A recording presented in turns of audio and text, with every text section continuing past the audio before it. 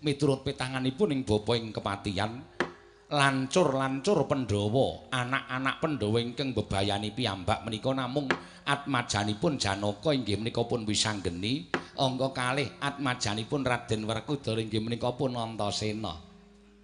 Monggo sak pangertosan kula nglunggir menawi Wisanggeni wonten negari Ngastina, tartemtu Antasena mboten badhe kantun. Mergi putra-putra Pandhawa menika sampun cinadang gadahi judhu piyambak-piyambak. Menawi Abimanyu menika kaliyan Gatotkaca, menawi Irawan menika kaliyan Antarja, menawi Wisanggeni menika kaliyan Antasena, menika mboten saged dipun pisahaken.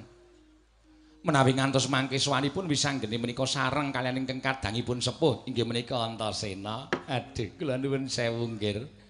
Kula mboten saged munjuk atur ngersa paduka anak Prabu ing Ngastina. Saenipun kados pundi? Saenipun tata-tata pindah saking Ngastina kemawon.